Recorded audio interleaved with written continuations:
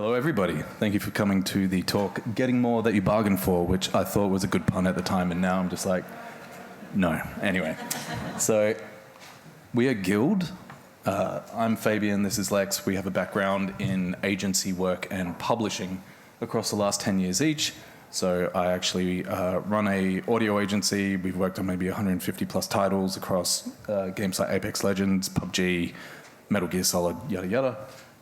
Lex comes from a publishing background like Humble Games, Fellow Traveller, Iceberg Interactive and such. We got together and founded GYLD, which Lex can give you a little bit more info on.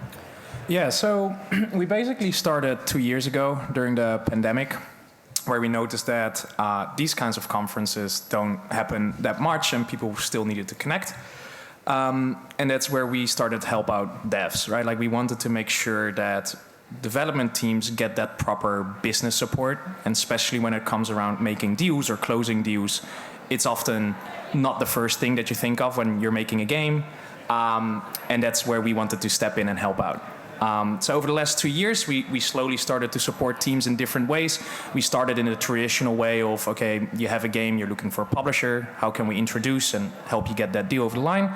And nowadays, we're doing anything from project funding, first-party negotiations with the platforms, to equity investments and full M&A acquisitions. And we've raised about 20 to 25 million to date for teams in all different capacities. And we're here to share some thoughts and give back of what we learned in the kind of like area that is often not talked about that much in the publishing world and so on. Hardball negotiations. That's what we're going to teach you about. So the outcome of this talk, very simple. We're going to teach you about what negotiation is fundamentally and how you can kind of just rejig your thinking about how to approach a negotiation when you have a publishing deal, platform deal, whatever it may be. This is going to be tailored specifically to publishing deals just for the sake of easily communicating it, but you can apply this to anything. If you're a composer or you're a freelancer or whatever, you can just apply these same angles to your negotiation. And so I'm going to give examples of what negotiation isn't. So first of all, this is an example of, say, you've got a publishing offer right now.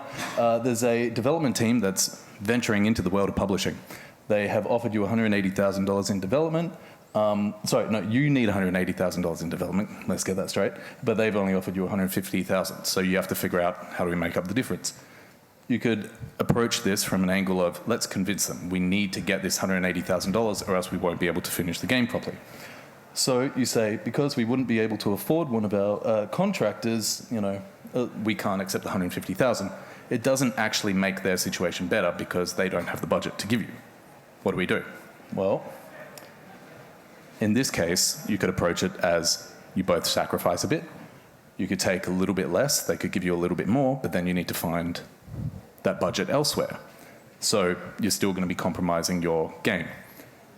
However, what negotiation truly is the art of trading, which is you've got to figure out solutions that are trading low-cost items for high-value items.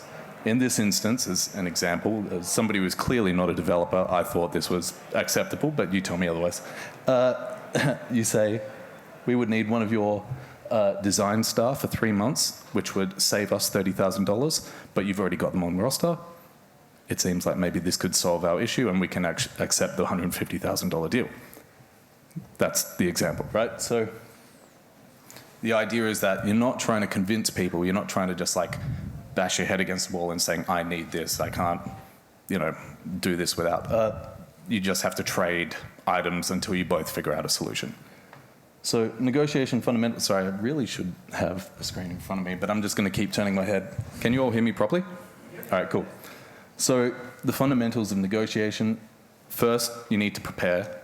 This is one of the things that most people don't do, funnily enough, before they go into a negotiation, is actually think about what they want and why, and do all the preparation leading up to that to say, if I was offered a particular thing or they push back on a particular point, what's my response to that? So you need to know what you want, you need to understand why you want it, and you need to do a lot of info gathering. So in any good negotiation, there's kind of like an establishing of intent, an understanding of each party's position, and you need to find out as much as you can so that you both can actually come up with a solution together. So the solution, of course, find via problem solving. Ooh. So with preparation, one of the best things you can do as a game developer is actually do your budgets, do your production plan, have an understanding of why you're making the game, what your future is as a company. Actually put all of this down into writing so that you can, present these are the exact numbers, this is the exact term, this is what we're going to be making and what you can expect.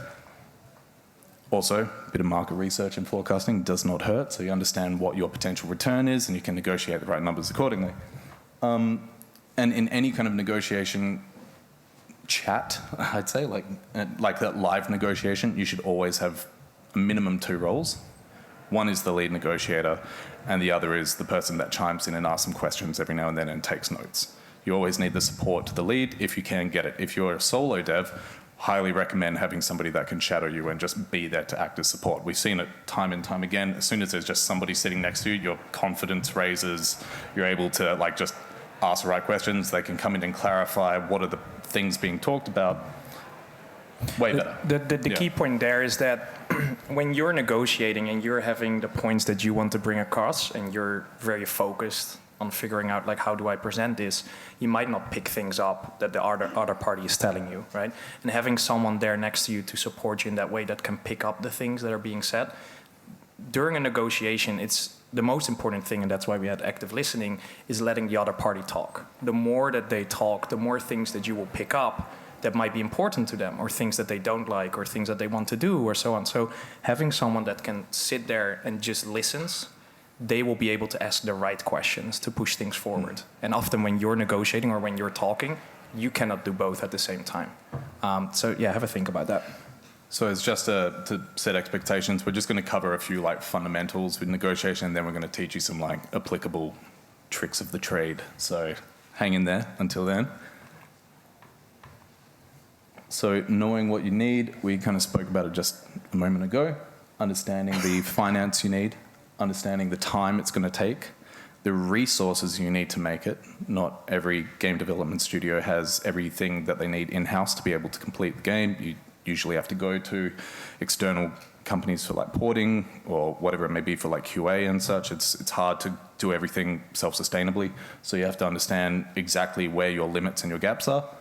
Understanding your marketing, so you should know your community best. You'd hope that if you're going to be working with a publisher, they can actually work with you to appeal to your community and therefore the marketing that's involved in that. And then, of course, the other services you need, kind of similar to resources, but QA localization, any kind of external parties that need to help contribute to the development of your game.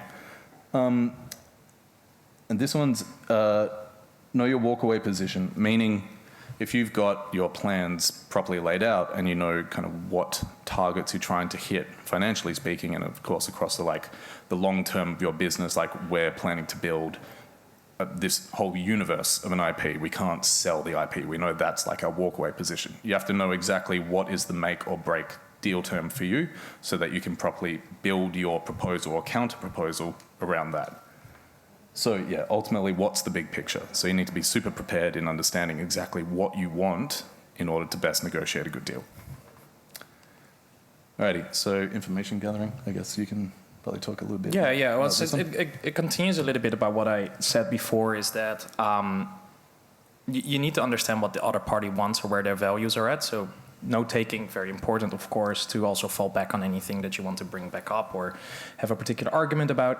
The listening component is, like I said before, the more they talk, the more you can pick up things that they might say that they don't want to say, or it slips out that all of a sudden is this super important, valuable piece of information that now is their high value thing that they want from you. It could be anything from them really wanting to buy your business or wanting to buy the IP that you're working on, right? Those things you might just pick up by having them talk and explain themselves why they're here on the table with you. Putting yourself in their shoes really helps you understand where their values are and what they want to achieve by working with you. An interesting component there is with publishers, right?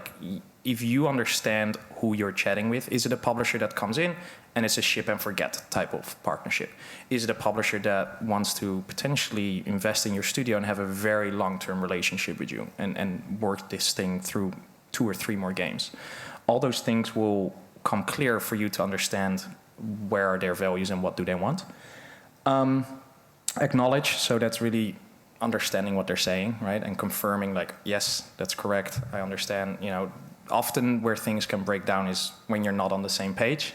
We still see it every day where we email over particular deal terms and still things don't, you know, are exactly aligned. We've seen literal secondary definition sections of contracts where it's the publishers and the developers trying to use the same word for things because they literally use different words for the exact same thing, and they're like, we need to be on the same page. Secondary definitions. So yeah. So that always helps, right? Making sure that you constantly stay on the same page. So that's confirming, like, am I right? Is this what we're talking about? Do I get it? Do you mean this? It's always good to just confirm that. There's no shame in just, you know, making sure that you understand what they're saying. And then again, those open-ended questions allow you to info gather, right? That's where you get all your information from. If you ask questions that they can answer with a yes or a no, it just cuts off very quickly and you don't have that moment to collect that information. And mirror questions is just small little tricks where you allow them to explain themselves more, right? So you would just repeat the question back to them of what they said, and then that's kind of like where they're put in the position to talk more about what they're trying to explain. Or like an example is like, you know, we have quite a robust marketing team that, you know, blah, blah, blah, blah. And you're like, you have a robust marketing team? And they're like, and then they'll just tell you more about some case studies or something, like, it just gives you an opportunity to get them to explain more. Yeah. So yeah, an important part of this is negotiation relies upon a shared understanding of the opportunity. So you should find out what your game means to them from a commercial perspective. So ask questions that allows them to explain what this deal means to them. A lot of developers will go into a publishing negotiation and say, what about me, right? Like recoup terms on, you know, I need it to work for me. I need the rev share to work for me. I need the IP sale to be non-existent because I want to work on my IP, etc. But you need to find out what this potential opportunity means to the other party so that you can give them what they want on your terms. So for instance, questions you can ask are, where are you least flexible? This could be like, we simply cannot do a deal where we aren't made whole very quickly. So 100% recoup is a must. So for you, you're like, well, that's pretty hard to deal with, but I understand that that's an inflexible thing for you, while we can be flexible provided you make up for that in other ways. What are your most important outcomes? Publishers are a business. It's almost certainly going to be money at the end of the day, so you just need to figure out how they achieve the kind of return they're expecting, but again, in your terms. So yeah, if you, like a way to kind of best figure that one out is if you invest X dollars in us, what return will constitute a success for you? Gives them an opportunity to actually put a number down. And you can work around that suddenly easier rather than this just like general uncapped, yeah, we want to make, 100x our investment. It's like, sure, everybody does, but is a success 3 times? Maybe. So, terribly sorry for the title length in this slide, but yeah, points of negotiations in publishing deals. So this is specifically the individual points that you can potentially negotiate in a publishing deal. This is not comprehensive, but this is the most frequently negotiated things. So, of course, that's recoup rate until they make back whatever the amount is that they've advanced. The revenue share, the term length, the territories they cover and are expected to market your game within, potentially supply localization support too. And of course, live support if that's a thing for them, for your game. IP and source code, of course, there are a lot of publishing deals out there where they aren't necessarily going to buy your IP, but they may bake into that if you breach the agreement, you actually have to assign over your source code, for instance, which is like just a whole can of worms you don't want to open up. But yeah, that is pretty common these days. So the financing could be just advancing like a minimum guarantee. It could just be purely production funding. It could be investment, whatever it may be. Services, of course, that's like your external services, so QA and porting and anything that you'd have to go external for. Live ops and support for just ongoing development of your game, or like say multiplayer support of your game and any kind of like bug fixing and yada yada. First and last right of refusal on DLCs, sequels, prequels, anything that's a spin-off. Of course, the marketing plan and then studio equity, where we're seeing a lot more publishing deals start to include stakes in a company. So if you're doing a publishing deal and you see that, know that there's probably going to have to be a subsequent agreement, which is a shareholders agreement, and you've got to figure out how to actually work with them on that side. But yeah, all these things are pretty common in publishing deals. Yeah, these are really the topics that you want to understand what you want out of the deal, right? And making sure that where are my deal breakers here? And again, it goes a little bit back to the walkaway position. Some of these might be way more important than others to you, right? If you're like, well, I don't care how long the term is. I'm in this for the long run. I'm happy to sign a 20-year term. Or if you're like, well, actually the term does affect what I want to do with my life and what I want to do next, so that's a deal breaker. So these elements is where we see often where the back and forth happens depending on what the publisher wants from you and what you want from the publisher, and making sure that you have a good understanding of your points here will make it very clear to the publisher, like, okay, where can we, have that kind of like back and forward point of view on elements. Yeah. All right. So proposing terms. So this is where it starts to get fun. So one thing to note here is that if you're talking with a publisher and they are interested in publishing your game, it's more likely than not that they're going to be putting forward the first offer. The terms will come from them first. It's also good to set your expectations that it's not going to be the best deal you've ever seen. They're always going to think of it from their point first and what they need to make it like a good business case to pass through their green light and all their board members and such. You're going to have to push back at some point. So the thing is, you can give them an expectation of what you would like to see from a publishing deal, but sometimes you've got to be a bit cautious about not giving just unrealistic numbers and unrealistic terms, because you could just nuke it before you're given the opportunity to explore it. A good trick here is often have a range, right? Not having a set number, which makes it hard because you could shoot yourself in the foot because they might have offered you way better, but setting a range will often help them have kind of like an understanding of what you want, but there's still playing room there, right? And that could be with anything from the dev budget that you would be asking for to the rev share to other elements. And that really allows for space to talk about things, but also set expectations. Cool. So whenever you're going to be sent terms, you're typically going to be receiving it in email. Maybe a headline terms sheet is pretty common to receive. If you're going to be doing any kind of counter proposal, it's typically best to put it into writing first, keep it really clean and simple, and only address the main points. Don't make it so verbose, yada yada. If you have been if you've been asked to jump onto a call to talk through the headline terms, this is where you just want to take notes and try not to go too deep into the negotiations right there and then, because you're reactive. You haven't had time to just like let it sink in and plan around, what your approach to counter proposing against their terms are. So yeah, typically best to do it in email first, then follow up with a call. So the best way of presenting any kind of terms, whether it's a proposal or counter proposal, usually you would do this in a package. And what a package means is that it's multiple points tied in together so that they're given context. You don't want to just only negotiate individual points in isolation, because you might find that the overall deal terms of the publishing deal does not actually move closer to your favor. There could be rationalized arguments on why we can't do this per individual point. But if you present a package of if this and this are met, then we can do this thing. It kind of puts it all into context and adds weight to what you're asking. So actually, we'll give examples of this in a sec.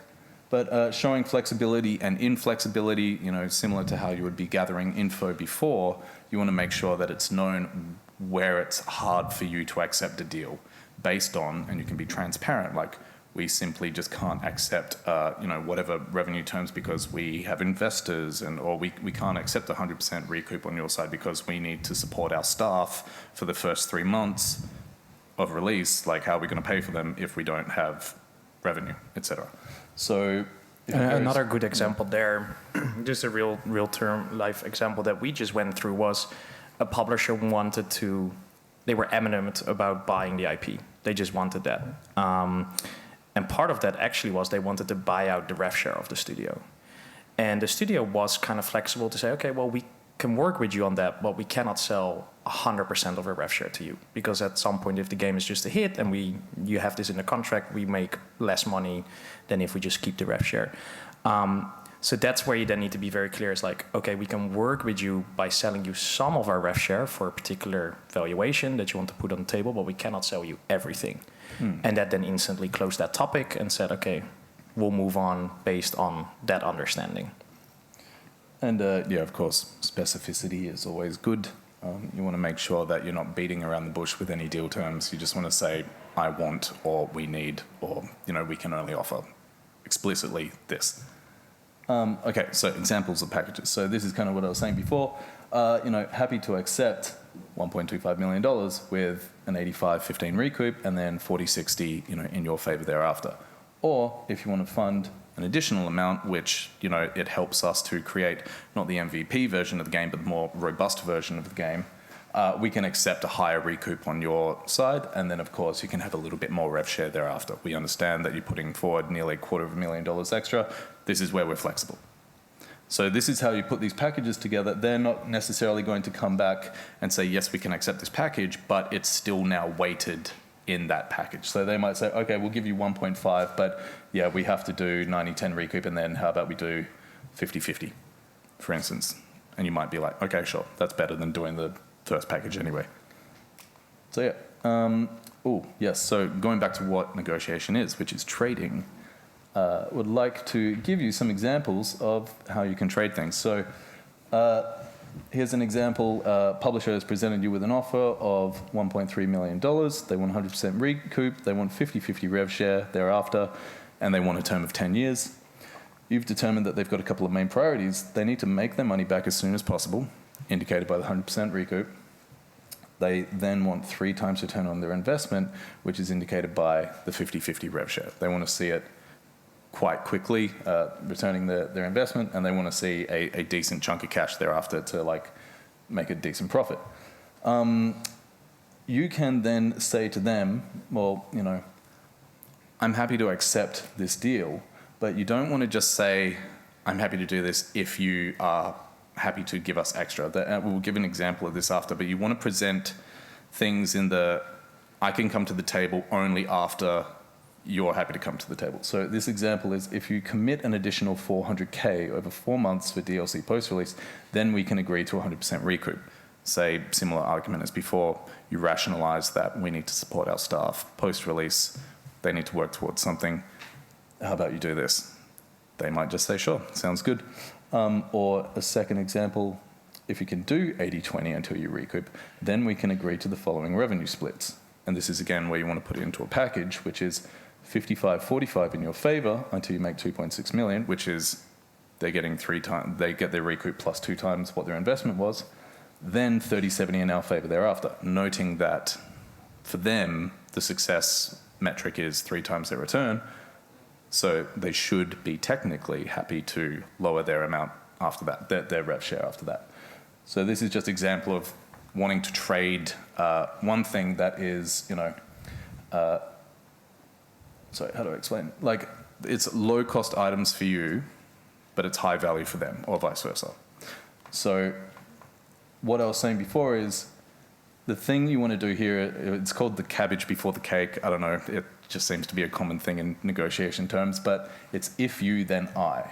So you always want to say, if you're happy to do the thing that you don't want to do, then I'm happy to give you the thing that you want. It usually makes it easier and more palatable if you preface it with the negative or the challenging thing and leave the taste in their mouth as the sweet thing. So nobody wants to eat cabbage after they eat cake, basically, is the idea. So yeah, if you provide an additional $150,000 unrecoupable marketing commitment, then I'm happy to accept a 50-50 revenue split example. Cool.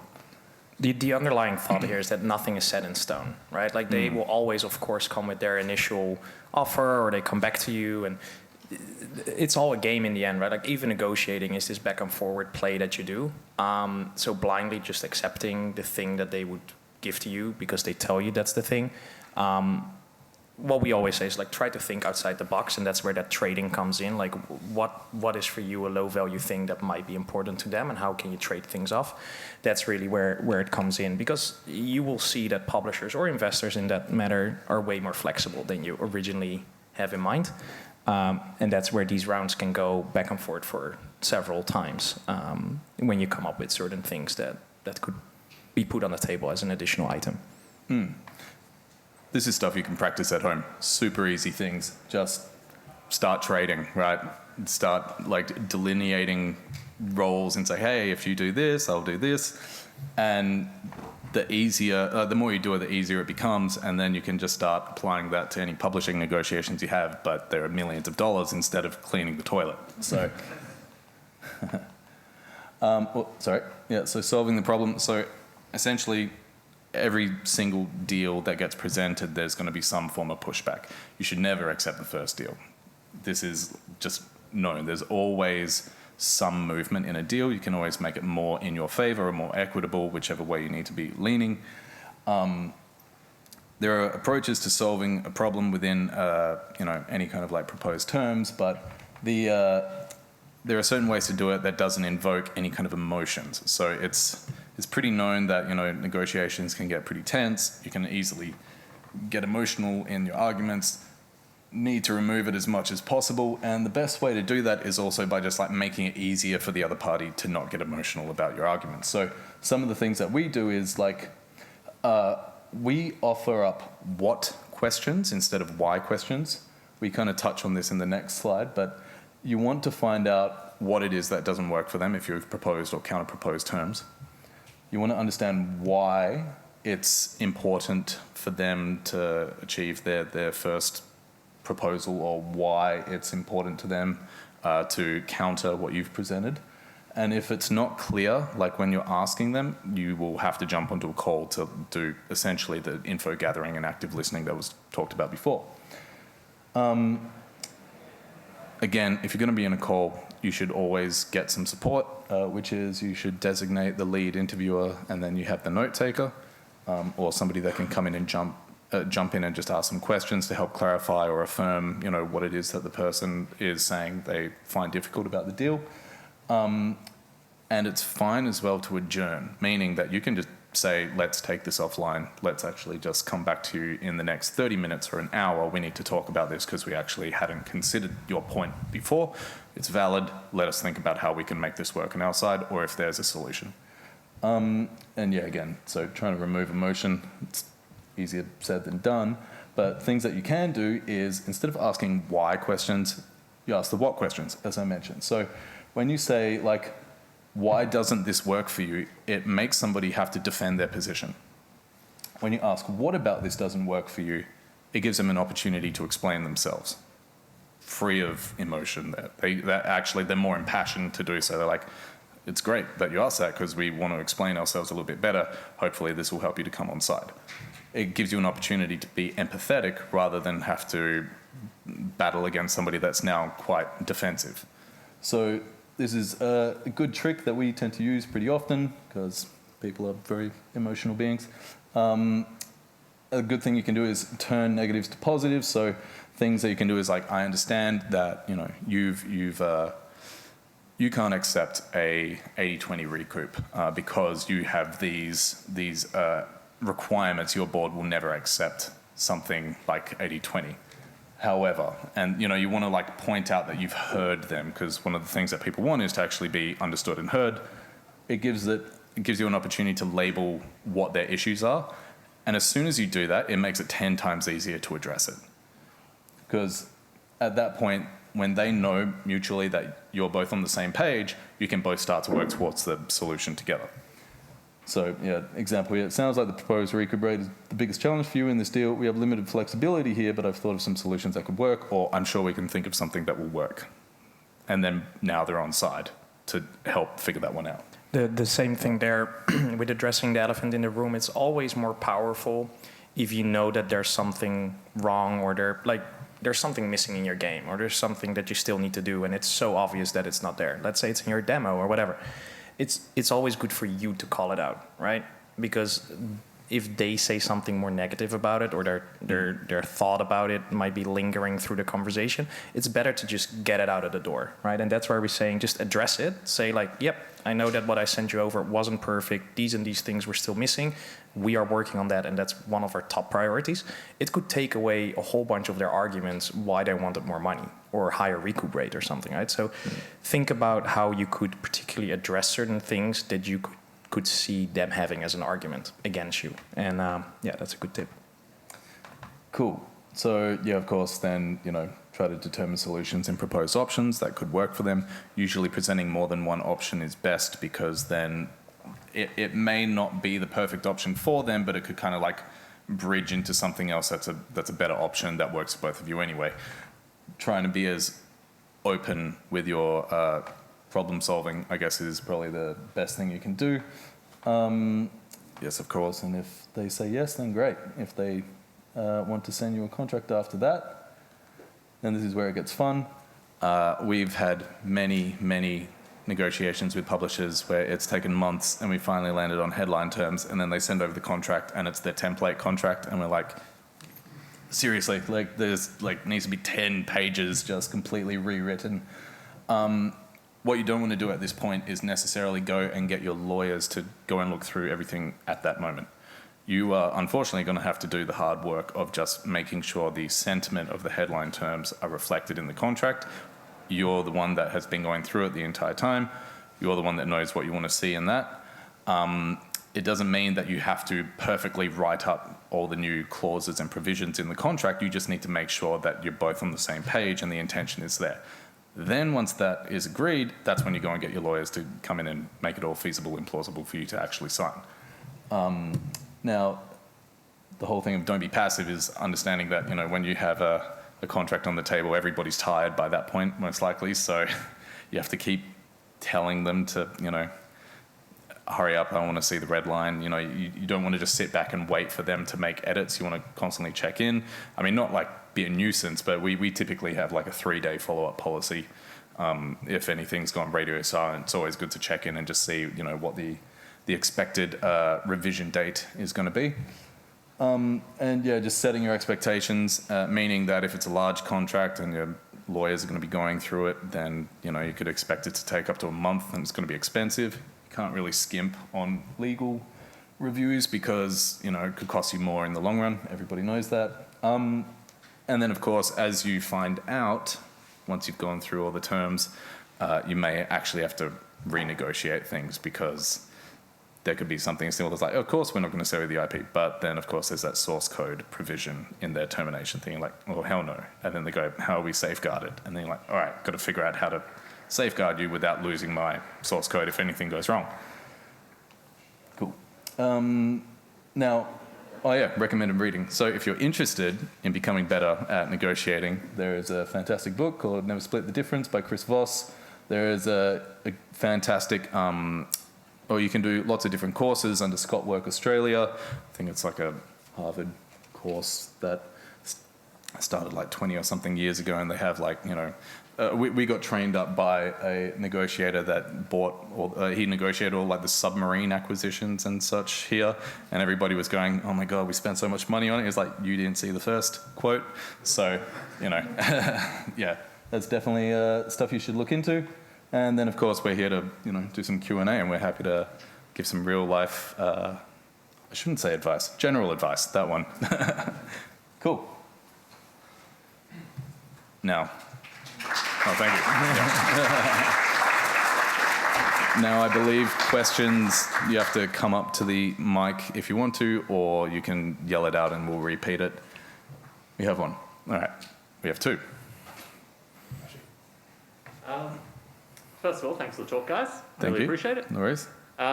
Secondly, this obviously is case by case, depending on the games, depending on publishers.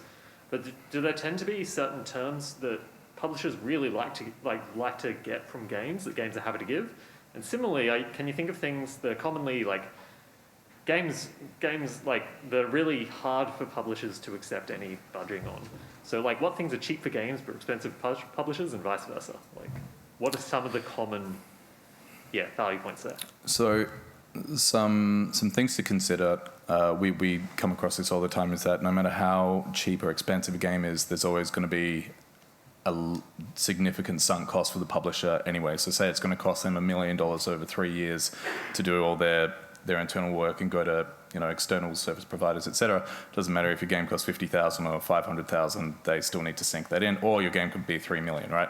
So sometimes they would actually just prefer a game that's going to return them more regardless, and that could just be reflected in quality. So what you would have to offer up is like accountability to a benchmark you set. So a lot of developers are typically having to give like GDDs now, which are then baked into the contract.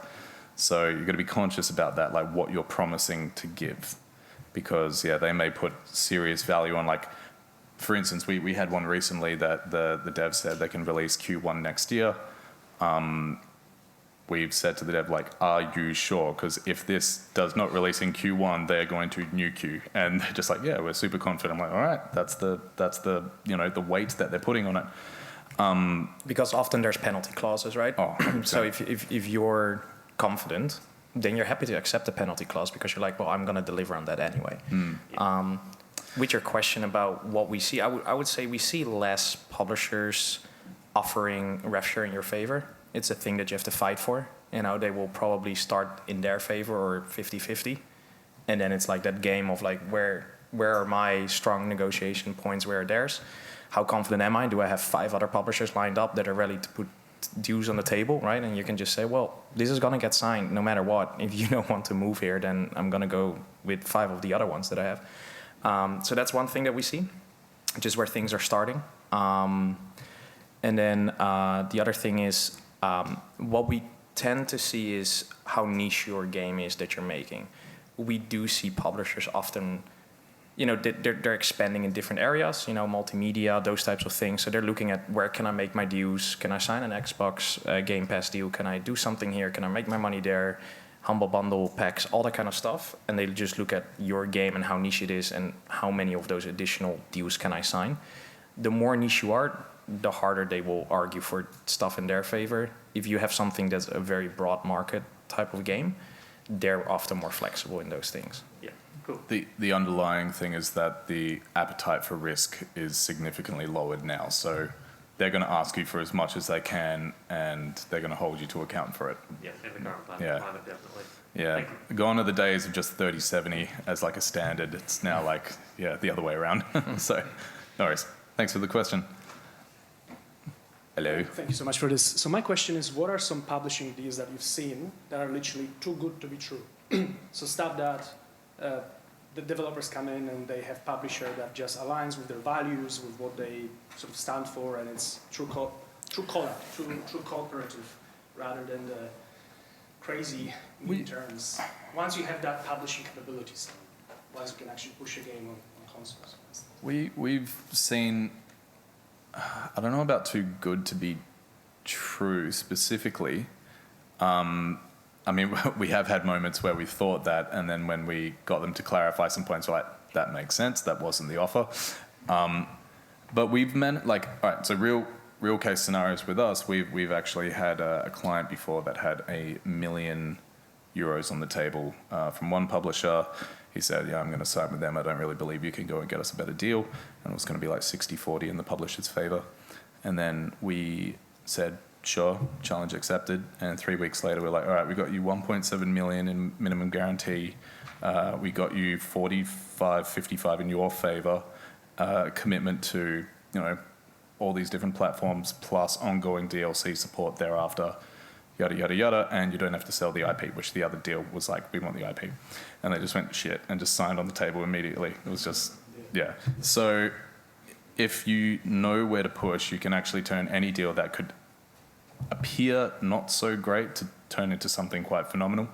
Actually, context there is that the original deal that we got offered by said publisher was worse than the one they had on the table, and then we managed to leverage the other one and turn it into something way better. The underlying thought there is, understanding why. The publisher really wanted it. They kept coming back to us. They kept pushing it. And by asking those questions, open-ended questions, we understood that it's actually their CEO had some kind of like super thing for that particular game, the type that the game it was. So actually the C-level person that we were not even talking to, right, was pushing his team, the person that we were negotiating with, I want that game. Sign that game now. So Because there could be things you're not aware of other than money, right? correct, yeah, that's Yeah. just someone that owns the business. Climate, Yeah. action, diversity, or We- something else with their game. Correct. And that's why you ask those Yeah. questions, right? It might not always be clear. The paperwork might not tell you that. By constantly asking and letting them talk, that's when you find those little nuggets, and that helps you them just in your favor, right? If you know that their CEO really wants this game, it's well, okay, let's make this work. Then we'll, and that's the same thing. If they have a climate change or other elements that are very important to them, they want that particular game because it is great with their branding or other elements. You have a better point to push things. It Yeah. enhances their proposition as a publisher. Yeah. As a video game. And information is golden for that. Actually, kind of side note, we had a funny scenario where a publisher accidentally let loose that they were working with a particular team that they weren't meant to announce yet. And we're like, oh, we're friends with them. And we went and spoke to them and they had a better deal on the table. I'm like, hell yeah. And we just went back like, we know you can do this offer. And they're like, shit. So yeah, Awesome. Thank you. no worries. Hey, Howdy. great talk. Thank you. It seems like you guys have created a really awesome service doing what you do for different studios. I really see the value in it and how you could probably get a much, leverage your skills in order to get a much better position.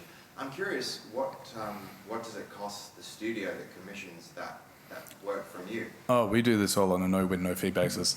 We're super confident in getting deals. Right? And then I know you it's a take bit- a cut of the... Yeah, so we see it as like a lawyer taking a pro bono case. So we don't accept every deal. Of course, we need to do our research. We would sit down with you. We'd take a look at the probability of getting a deal for you because we cannot just keep signing deals that we're not confident in. But we come to an agreement. We're happy to help each other out. So we don't take anything until we get you a deal, right? Like our motto behind that is that if we don't do good work, we shouldn't get paid for it. So we only get paid once we get you a deal that you're happy with, right? So and only when you sign that deal, that's when we would get paid. And it's just purely on a commission basis. So what we're able to get you, that's where we have a commission on. And we'll always add that on top of whatever you're looking to make the game because we don't want to get 90-95% of the way through the development and be like, shit, pack it in because we've run out of money. Like we'll always put that on top. Publishers know that what our fees are, and it's always less than what they end up paying their entire scouting teams to go and get them, games for. So yeah, Yeah, that's That awesome, helps. guys. No worries. Thanks for sharing all this information. no worries. Yeah, thank you. Hey, how you doing? Great talk. Cheers. I'm just wondering, as a follow-up to the previous question, who do we speak to about getting a better deal with you? No, Any of us. who do you like more? seriously, so indies operate just completely different plane to publishers and platforms, right? Do you have any tips for how we can figure out how high we can reasonably go with them? Because our numbers are just rounding errors to them, right? Yeah, I mean, this comes down to your preparation and your expectations, right? You need to properly map out what it's going to cost you if it doesn't reach certain targets and what the likelihood of that is going to be. So say your game's going to cost, $2 million. Actually, I'm not going to give a specific number. Let's just say it's going to cost you a certain amount. You know that for you to make that back, you have to sell at whatever price point, 100,000 units. Are you confident that it's going to do that? It's it's a multi-platform, release, blah, blah, blah. High confidence. Therefore, you might be a little bit more flexible on some of the terms to do with recoup and rev share and yada, yada with them. But no worries. We got 5 more minutes if anybody else wants to jump up and ask a question as well. But yeah, you just want to be able to actually look at what you're expecting from that and then, what is more valuable to you. If you want a long-term relationship with a publisher, you might want to have terms that incentivize them to look after you for longer, right? If you're just happy to be let's just work with this publisher for this one game and see how it goes, but also your risk appetite is really low, you want them to, you want to make the lion's share of it, then you just say like, this is the only way this can work for us, right? So I wouldn't say how far you can push it, because you don't want to just like take somebody for a ride. You want to make sure that it's a good business opportunity for both of you, and you're both going to be rewarded as such. And negotiation, at the end of the day, being a problem-solving exercise, like everyone should be happy. It's But, always yeah. easier to negotiate down than up, right? So I would always say, and that's where ranges, the tip that I gave earlier, is always really good.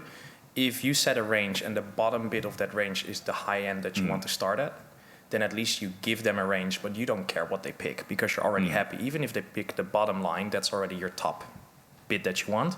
So I would always say, within reason, as you can argue, try to start higher instead of lower, right? Because you can always come down where it's much, much harder to get somebody to go back up. Would you recommend that the minimum in your range, though, is higher than your actual bottom? Correct. Because otherwise you're giving away Oh your yeah, bottom. so Correct. let's say that you want to sell your car, and you know that it's like you'd be happy with $7,000. You'd be advertising, so I'm happy to accept between like 8 to 10 with the right buyer, and then even if they offer 8, you're like, it's good. Yeah. You know, I don't know, it's some crappy example, but yeah. I don't want to monopolize the mic, but one other question. No worries. Are there publishers out there that can stomach more open-ended schedules that don't actually have a specific timeline? Less. Yeah. Yeah. I guess you have to prove yourself more, right? Like, you have those options where you hear about a publisher signing based on just a napkin pitch, something like that, right? But then they forget to say that it's a team that has made 5 other games, they've sold X amount of units, they've got super senior talent and so on.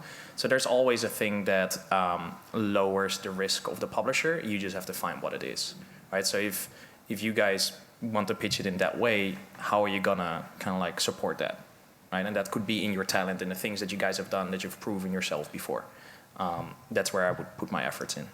The thing to know is like the longer a game is being developed, the more opportunities it has to have competitors and to be dated by the time it comes out. So publishers, if you can release a game, you know, in 1 to 2 years, they're pretty keen on that. But anything that's like 3-4 years plus, they start to go, well, it becomes riskier, right? I think we have like time for one more question. No worries. Thank you. Actually, I realized it goes to 4:30. It goes to 4:30. Yeah. Why did? Oh, okay. I know we can talk a lot, but oh my god. Okay. Okay, no worries. I only have one question. I don't think All I'll right. pick it up. Okay. Just answer it very slowly. How's it going? Becomes like a shopping queue now. Yeah. You spoke a lot about, obviously, publisher-side investments. If you don't necessarily need the resources or the services that a publisher are offering, whether that's QA, localization, marketing support, whatever, is there still advantages in working with a publisher on a deal, or would it be better going towards some more traditional venture capital who may not be as interested in like a stake in your game or IP or anything like that? Well, I mean, it's really case by case in that sense. Like, are you happy to go through the whole certification system of every platform you're releasing on, or are you just doing PC? If you're just doing PC, you're doing an early access release, maybe you don't really need the support. You've got your Discord community contributing to all your localization and such. Like, yeah, sure, you might not put value on getting a publisher. You know, the reason to have a publisher is that they're meant to be an extension to your team that you just simply have not had experience doing, like their roles. That is, like, you haven't released a game to all these different platforms before. You don't have the connections to get the right porting company in, or yada yada. Like, you want an external, I don't know, production person or account manager from them to just help you to stay on track. Like, it really depends on the developer and what they kind of. That's where your value. preparation Yeah. comes in, right? Like understanding what you want. And we have teams that when we sit down with them and go through some of those elements, it actually turns out they need something completely different. Where in your example, like you said, it's much better to get just project funding, right? Where it's just, here's just a bag of cash. You have your infrastructure in place to do the whole self-publishing thing. You have people that you can hire that can get the game out on Steam and the platform management and all those things. And you don't need a publisher. But you need to understand that that's what you need, right? And if you're like, well, actually, I cannot have that infrastructure in place right now. It's only the second game that we're working on. We really need a publisher because of their network and relations and all those types of things. Then that's where you would need a publisher, right? So. Like if you were thinking you wanted to get a, like a Game Pass deal, but you're like, I don't know Microsoft at all, but, a publisher has done just a dozen, deals with them, maybe you're like, okay, well, let's work with you and try and get that, for instance. Yeah. Cool. Thanks, mate. Cool, no worries. Hello. Hello, guys. How you doing? Yeah, pretty good. I got a question that you may or may not be able to answer, but hopefully you can. There's a question in, like, you brought up intellectual property, and that normally, you'd want to retain IP rights, but have you negotiated deals where, as developers, we want to do a project with intellectual property that the publisher holds, and how do you go about negotiating that? We have, but yeah, it's a pain. It's just like, I mean, you mean because they're in a really strong negotiating position? 100%. The minute you say, of course. I want to use this IP. And Yeah, I mean, you can push it, right? Like, it just depends, like, if you care about the IP or not, I guess. But yeah, I don't know how to answer this. Well, an example would be we had a publisher that approached us. They have an IP, and they have a very particular skill set or studio that can only make something that fits within that IP. I cannot say too much, but think about a particular type of game, right? That only certain teams that have made those types of games before can fit to make this game that the publisher wants. So it really depends on how niche it might be or what they're looking for, but that gave us a very strong position because we were representing the studio that has that particular skill set that they were looking for that IP. And I was like, well, how many studios are you going to go to? Like there's only a handful of people that could make the game that you want, so let's talk shop here. So I guess it depends, right, how it is. There was another company that approached us saying that they had a $30 million budget for a very particular IP, and we had a team that were working with that could do it. But, at that point, it's like you have to try and align their values and if they wanted to do it. And this is where we found, I guess, the headbutting of the wall comes in. Is just like, do you care enough about that IP to do it? Do they care enough about your team to, It's hard to get that alignment, I'm guessing. So there's more than just numbers at play, I guess, in those cases. I suppose I'm thinking from a fairly unique edge case where, I came up doing game mods when that was a hot thing, and I'm thinking in context of, for instance, Valve's just awesome people. So, when someone does, an awesome thing like Black Mesa, Valve's just cool, we'll back you, we'll let you sell it, whatever, Valve's just that rare anomaly that's awesome. But outside of that,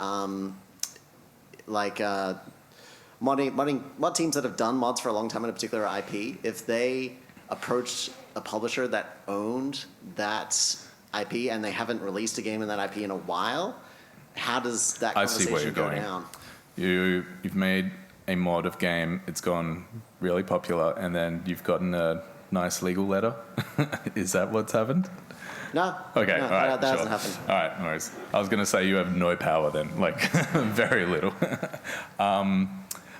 It depends if they care. I mean, look, a lot of publishers do shelve IPs after a while. If it just isn't doing enough for them, there's no reason for them to continue investing in it. There's a lot of kind of lost great IPs out there that meant a lot to people, but publishers are just but the numbers just didn't make sense. So, and that's the thing where I'm wondering, how much business opportunity is there? Because you've also got the team that did there's a team that used to do mods that ended up doing a remaster of System Shock 2, and they're doing another remaster now of Blade Runner, Westwood, old Westwood title, and I have no idea how they're getting these kind of deals, but I'm guessing they're negotiating. You can just there's no harm in just asking, right? And just say hey, just wanted to check in. Do you guys have any other plans with this IP? What's going on? I haven't seen much lately. Could be that they have something in the works that you're just not aware of. But for example, an example for us that we've been in kind of negotiations with at the moment is a really, really big publisher that years and years ago bought this IP from the studio, shelved it now at this stage, not much is happening anymore, but the studio wants to kind of revive that IP, right? It's their original IP, they made a bunch of really cool games about it. Now after all these years, they feel hey, that gives us an option again to put ourselves on the map, we want that back. And all that we did was we went to the publisher, hey, do you have any plans with that? Where is your strategy heading towards? And they just explained us we're going complete opposite direction, we have no use of this IP anymore, and we're now talking about like buying it back for a very healthy amount that the studio can afford. So just ask them, I would say. Yeah. Okay, cool. Thank you. That's very enlightening. The reason I'm asking, I'm currently finishing. I've worked in industry, and I did mods before industry. Got into industry, worked professionally for a while. I currently teach, and I'm currently went back to one of my biggest mods, which I'm currently finishing. We're very close to finishing up. Legally, we're fine. The publisher finally released guidelines for mods a couple of years ago out of nowhere, and well, in response to a recent release they had done in that IP, and that clarified a lot of gray areas for us, which was awesome, because before that, largely, like, it was just kind of like an unspoken rule of like what kind of mods got through and what didn't. We knew we were one of those ones that was going to be okay, but having like nothing written was a bit worrying, so having something written was awesome. But what we're wondering going forward is just, should we be trying to leverage our experience of that IP with the publisher going forward, or after we get this done, just go indie and just go completely our own IP and just forget the past and just move on? Like, that's kind of like, there's opportunities in either direction, but it's something we think that we should at least like explore as a thought experiment before, or maybe even just touch base with the publisher and just see how it goes. And the worst they could say is no, right? That's one of those questions where you can only find the answer on something out in the desert, right? Where you have to meditate on it. So I don't know. That's honestly based on your big picture kind of vision. See where the market goes, right? If everybody is going crazy about your mods, and you're like, well, I've got so many more ideas in the mod space that I can deliver for a market that really wants it, I can kind of like predict what the return on this is. I mean, we're thinking from a business point of view. Like, if we were able to have like player numbers and stuff like that, like any analytics we could collect would help support such a case, because then they might be saying, well, like, our data says there's not a market for this, but if we could show them data that's like, there is, they might change their mind. The takeaway for everyone else is do some market research, and then if the numbers add up, you might be able to leverage that data. Anyway, if anybody wants to escape now, you're more than welcome to. Thank you for answering my very odd and specific edge cases. All good. Thanks, everybody. Yeah, cheers.